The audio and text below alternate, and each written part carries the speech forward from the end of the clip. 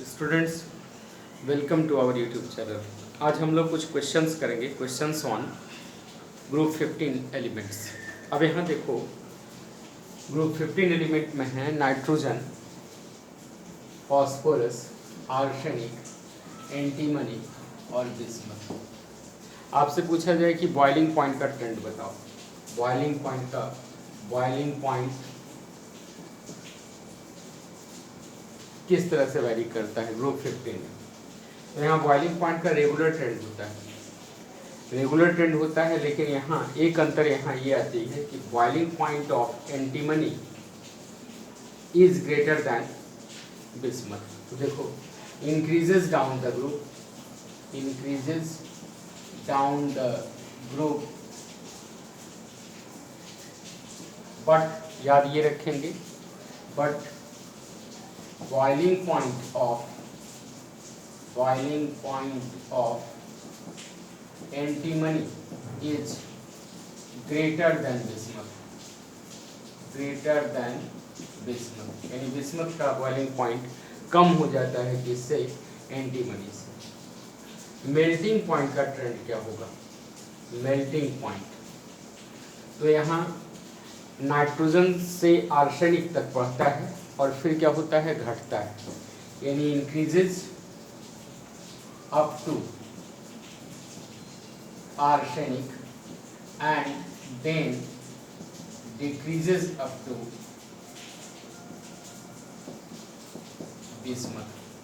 ये हो गया बॉइलिंग पॉइंट और मेल्टिंग पॉइंट का ट्रेंड। अब जैसे मान लीजिए आपसे पूछा जाए कि रिएक्टिविटी टुवर्ड्स हाइड्रोजन, तो ये बहुत सारे कंपाउंड्स बनाते हैं। जैसे मान लो NH3 PS3 हाइड्राइड बनाया, NH3 PS3 ASS3 nitrogen phosphorus arsenic antimony SbS3 और BiS3।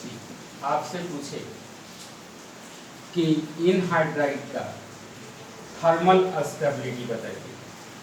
थर्मल स्टेबिलिटी, तो जैसे जैसे नीचे जाते हैं थर्मल स्टेबिलिटी क्या होता है? घटता है। Thermal stability decreases, thermal stability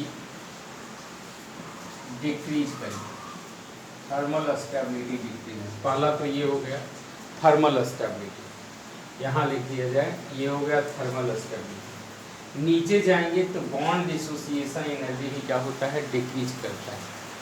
bond dissociation energy decreases. दूसरा कर देंगे bond dissociation energy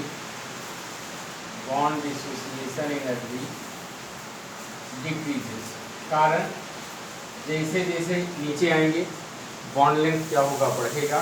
bond dissociation energy इनकी क्या होगी? डिक्रीज करेगी। रिड्यूसिंग कैरेक्टर, अगर नीचे आओगे तो रिड्यूसिंग कैरेक्टर इंक्रीज करेगा। Reducing character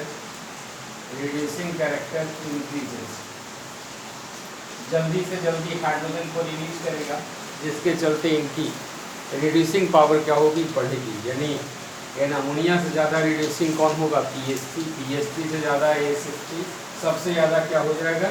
BiS3। Bond angle अगर नीचे आएंगे तो बॉन्ड एंगल क्या होगा? डिक्रीज करेगा। Bond angle decreases. कारण पूछा जाए कि क्यों बॉन्ड एंगल डिक्रीज करेगा, तो जैसे जैसे नीचे आएंगे टेंडेंसी टू गेट हाइब्रिडाइज क्या होगा? डिक्रीज करेगा।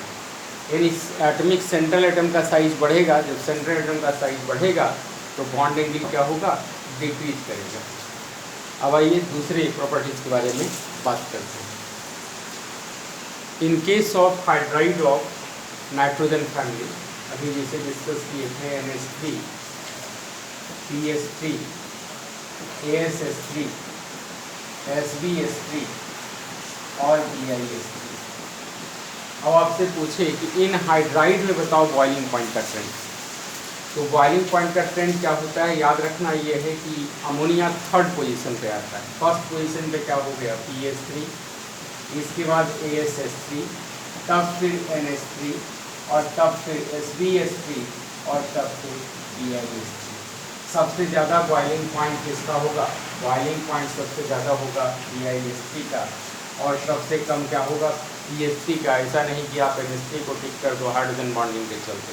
हाइड्रोजन बॉन्डिंग तो काउंटेबल है ही है, लेकिन क्या है यहाँ NH3 का थर्ड पोजीशन पे बॉन्डिंग पॉइंट आता है। अब देखिए इसमें नेक्स्ट अगर क्वेश्चन पूछा जाए कि भाई कौन सा ऐसा हैलाइड है, हैलाइड भी बनाते हैं ये नाइट्रोजन फैमिली के कंपाउंड हैलाइड भी बनाते हैं। तो जैसे मान लो NF3 बनाया, NCl3 बनाया, NBr3 बनाया, NI3 बनाया, मान लो एक तो ये हो गया। दूसरा क्या है, NF3 के बाद PF3 बनाएगा, PCl3 बनाएगा, PBr3 बनाएगा, PI3 बनाएगा। कहेगा कि इसमें नाइट्रोजन के जो हैलाइड हैं, तो नाइट्रोजन के हैलाइड में क्या सब स्टेबल हैं या स्टेबिलिटी किनकी सबसे ज़्यादा है, ये पूछा जा सकता है। तो स्टेबिलिटी का ऑर्डर मात्र एक, ये NF3 क्या होते हैं, स्टेबल होते हैं, कोवैलेंटली हैं, कोवैलेंट हाइड्राइड है और स्टेबल है, most stable, it is most stable, it is most stable halide of nitrogen. और जैसे जैसे नीचे आते हैं इनकी स्टेबिलिटी क्या होती है, घटती है। अब यहाँ एक प्रॉब्लम ये है कि NF3 अस्टेबल है, NCl3 एक्सप्लोजिव बोलते हैं, हाउ इट इज़ अनस्टेबल, इस बात का डिस्कशन होना जरूरी है। NCl3 how it hydrolysed in water, तो उस पर हम लोग बात करते हैं।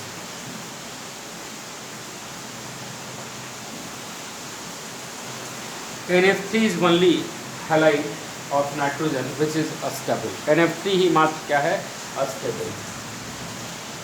तो NF3 आप याद रखोगे ये क्या है, अस्टेबल। अदर जो हैलाइड हैं वो क्या है, एक्सप्लोजिव हैं, नॉट अस्टेबल।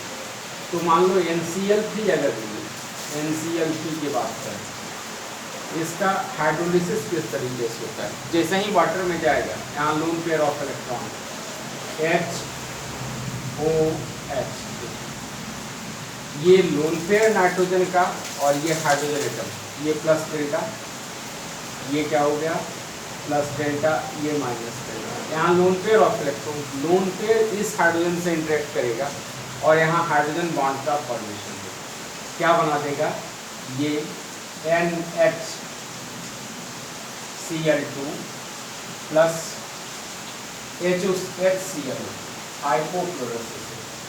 अभी भी देखिए यहाँ अवेलेबिलिटी है दो क्लोरीन को रिमूव करने का, तो यहाँ क्या हो जाएगा, अगर फिर ये रिएक्शन किया H2O से तो क्या बना देगा, NH2Cl, फिर HClO, फिर यहाँ एक वाटर मॉलिक्यूल से और रिएक्शन कर सकता है और यहाँ क्या हो जाएगा, NH3 प्लस HClO।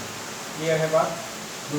ये मतलब क्या है, आप सीधा सीधे इसको लिख सकते हैं NCl3 प्लस कितना मॉलिक्यूल वाटर 3H2O, क्या बना दिया, NH3 प्लस 3HClO। तो ये हो गया इसका मैकेनिज्म, किसके थ्रू, हाइड्रोजन बॉन्डिंग के थ्रू। अदर केसेस में क्या है कि नाइट्रोजन, अगर मान लो दूसरा PCl3 एलिमेंट ले लें, PCl3 की बात अगर करें हम लोग, कि PCl3 केस में हाइड्रोलिसिस किस तरह से होता है, यहाँ हाइड्रोलिसिस हुआ ड्यू टू हाइड्रोजन बॉन्डिंग, लेकिन अदर केसेस में जो हाइड्रोलिसिस होगा वो due to the nucleophilic attack of H2O molecule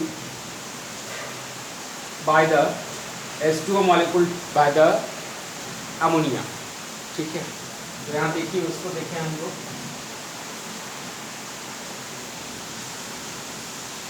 in other cases जैसे मान लो PCl3 ले ली,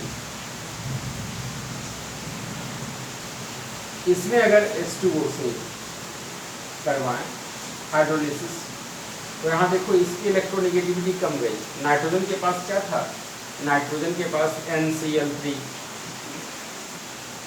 यहाँ इसका इलेक्ट्रोनेगेटिविटी भी ज़्यादा था, लोन पेयर ऑफ इलेक्ट्रॉन है, यहाँ हाइड्रोजन बॉन्डिंग बड़ी आसानी से हाइड्रोजन बॉन्डिंग का फॉर्मेशन हो गया।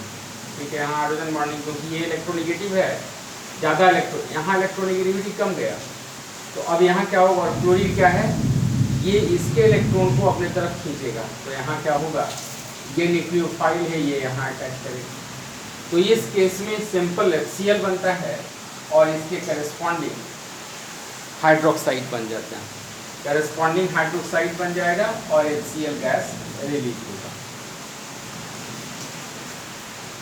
इन case of NCl3, in case of NCl3 आप देखोगे, इन केस ऑफ NCl3, PCl3,